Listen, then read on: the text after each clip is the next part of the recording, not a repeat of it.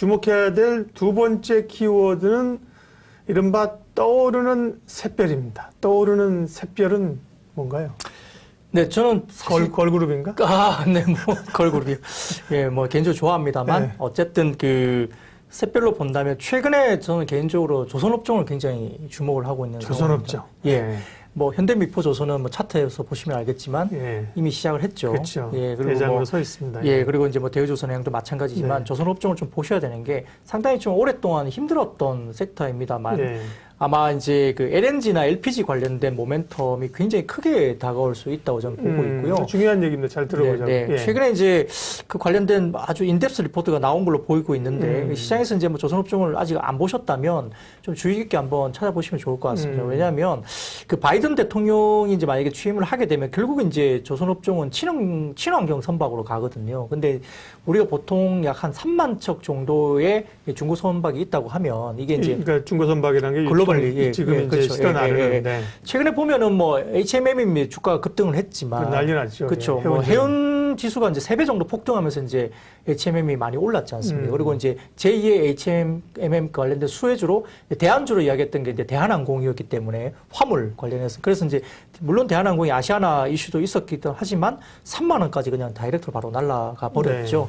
이런 부분에서 이제 이야기가 되는데 결국 컨테이너 관련된 부분을 지금 구하지 못한다는 이야기들이 많고 또 연말에 이제 쇼핑 시즌 때문에 아마 미국으로 향하는 그 컨테이너선이 많이 이제 배치가 되어 있으면서 뭐 여러 가지 그 다음에 유럽이라든지 이런 쪽의 다른 부분에 대해서 굉장히 좀 없는 상황이거든요. 그러니까 이제 물건을 실어 나르지 못한 정도이기 때문에 친환경 선박 관련해서 지금 이슈가 좀 다시 되는 것 같고요. 또 조금 쉽게 설명드리자면 그 선박이 예를 들어서 100원이라고 하면 선박이 100원이에요? 예를 들어서 이제 선박 한 척이 100원이라고 하면 적어도 이제 이 선박을 운용해서 한 10년 정도 주기를 봤을 때 한 뭐 7, 800원 정도는 벌어야 선박 가격을 빼고 뭐 이렇게 뭐 정산이 나오면서 이익을 구가하는 거 아니겠습니까? 근데 이게 최근에 이제 그 과거의 선박, 그러니까 그 과거에 운용됐던 선박을 보면 이제 과거 연료를 가지고 이제 이야기를 한다면 한 6, 7년 정도 보니까 이게 그 선박 가격 대비 연료비가 한 6배에서 7배 정도 드는 거예요.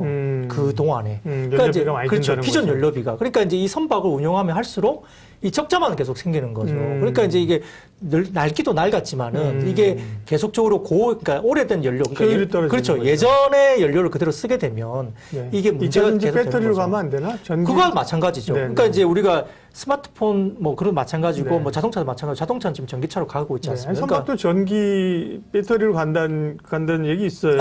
예, 비행기도 그렇게 그렇죠. 예. 근데 이제 결국 그게 우리가 아시겠지만 IMO 2020이라는 게 이제 2030이라는 게 있거든요. 이게 그 해운업부에서 환경 규제가 강화되는 글로벌 이제 규약입니다. 이것 때문에 이제 친환경으로 바꿔야 되는데 이게 예전에 이제 뭐 휘발유가 됐든 뭐가 됐든 이걸 쓰면서 굉장히 그 연료비가 너무 많이 드니까 이게 바꾸지 않으면 선박을 운영하기가 너무 힘들어지는 구조로 가는 거거든요. 그래서 이제 아까 뭐 IMO 규제도 말씀드렸지만 그것도 규제가 돼야 되는 거고 2030년까지 그리고 또 그 바이든 대통령 시대가 마련되면서 결국은 이제 LNG 추진 선박으로의 교체가 아마 굉장히 친환경 시대가 도래되면서 그러니까 더 활발하게 LNG 선수주 많이 받잖아요. 그러니까 LNG 선은 LNG를 저장해서 운송하는 건데 LNG 선이 아니라 기존의 배 자체 연료를 LNG로 쓴다는 거죠. 맞습니다. 그래서 이제 이런 부분에서 결국은 바이든 대통령 당선인이 파리 기후 변화 협약에 이제 재가입하겠다라고 이야기를 했기 때문에 아마 전 세계 3만 척 정도 되는 중고 선박이 아마 10년에 걸쳐서 LNG 추진선으로 교체를 해야 되는 상황에 놓여 있는 거죠. 그래서 이제 3만 척 중고선 중에 그래도 우리가 내부적으로 봤을 때는 이걸 할 수는 없지 않습니까? 그래서 교체 수요가 대략적으로 봤을 때 약 50% 정도 수준을 보는데 그게 한 17,000선 정도 됩니다. 그게 이제 10년간 계속적으로 이제 LNG 추진선으로 바뀌어져야 된다는 구조이거든요. 그래서 최근 들어서 이제 올해 LNG 추진선 수주 비중이 이제 올해 같은 경우는 약 45% 정도 수준이었는데요. 지금 이제 추정되고 있는 그 내년 같은 경우에는 국내 조선사들이 이제 한 100%가 다 LNG 선일 것이다. 대부분 다 그렇게 이야기가 되고 있을 정도로 LNG선 관련된 부분들이 수주가 굉장히 자동차는 수 있다는 거죠. 기존의 내연기관에서 전기차로 바뀌는 것처럼 배를 만들 때는 앞으로 선박률을 넣는 게 아니라 LNG를 연료로 하는 배로 바뀌는 거죠. 예, 그렇죠. 네. 이게 그 부분 때문에 LNG 추인선 시대가 도래하면서 이게 선박을 굉장히 이제 많이 바꾸게 될 것인데요.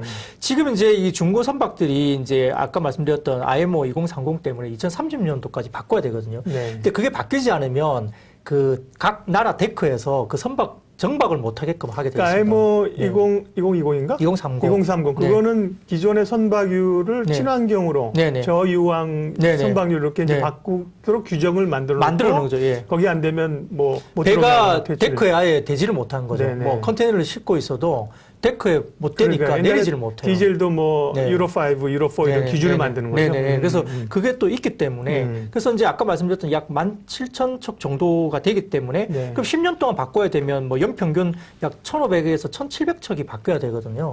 이게 숫자가 뭘 의미하냐면 국내 조선소가 지금 이제 연간 합계 선박 인도량이 300척밖에 안 됩니다. 연간? 예. 300척 정도가 풀이에요. 근데 연간 아까 말씀드린 대로 이 중고 선박이 이 연간 연평균 한 1,500에서 1,700척을 바꿔야 되면 이 수요를 풀캐팔로 돌려도 이제 안 되는 거죠. 근데 물론 이제 일본이나 중국 시장이 있긴 하지만 현재 구간에서 일본이나 중국 시장에서 LNG 선박 관련된 부분들 기술력이 그렇게 좋지 못하기 때문에 생각보다 많이 하지 못할 것으로 알고 있어요. 그러다 보니까 아마 한국으로 많이 수주가 몰리는 상황이고 그래서 조선업종의 선박 총 공급량이 터없이 부족한 상황이기 때문에 여기에 대한 수요를 굉장히 구가를 할 것이다라고 보는 거죠. 그러니까 이런 입장이 있기 때문에 지금 최근에 그 현대미포조선이 먼저 이제 슈팅이 나갔고 대우조선이 따라갔죠. 이런 부분에서 봐야 될 것 같고요.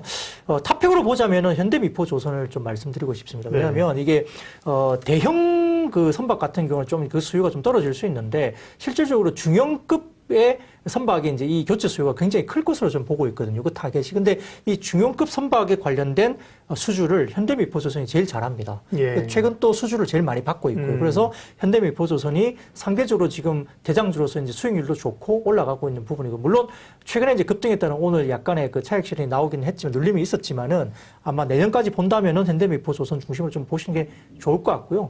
대우조선해양도 이제 뭐 이 관련된 부분에 상당히 기술력이 좋고 또 수주를 계속 받고 있기 때문에 현대미포조선 탑픽이고요. 대우조선해양까지 정도로 보셔야 될 것 같고 그다음에 좀 논외로 보자면 이 관련된 이렇게 이게 조선 이제 선박이 바뀌게 되면 우리가 꼭 봐야 되는 게 본행제죠. 본행제. 그렇죠. 조선 기자재.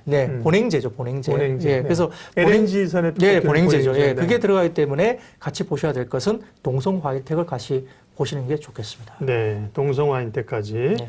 그러게요. 제가 예고를 좀 해드렸는데. 무슨 얘기 할까요? 하면서 제가 이 얘기를 이제 전화로 좀 들었는데, 조선업이 보니까 굉장히 패러다임이 좀 바뀌는 상당히 좀 큰 잘 되면 큰 물결이 이렇게 오는 그런 흐름들이겠어요. 사실 해운주 같은 경우는 급등했는데 해운주는 사실 일정한 물량을 가지고 선복이라고 하잖아요. 가지고 뭐 좀 물량이 느느냐 주느냐 운임이 늘어냐 이거잖아요, 지금. 근데 조선업은 이렇게 사이클이 확실히 바뀌게 되면 사실 제2의 제3의 조선업의 부흥을 한번 얘기도 할 수 있는 그런 상황들이고요. 여러분들이 아이디어가 많습니다. 이제 조선주 얘기하니까 조선주가 좋아지면 철강주도 효과를 낼 수 있을 것 같군요. 이렇게 얘기를 하신 분도 또 있고 조선 관련해서 아까 뭐 전문가식으로 얘기를 또 하신 분이 있었는데 그러게요. 그 연료가 바뀐다. 배를 이제 새로 이제 만드는 배는 좀 달라져야 된다. 이거는 굉장히 또 중요합니다. 제가 공군 출신이거든요. 공군. 제가 이래봐도 공군 장교 출신입니다. 공군 중위 출신인데요.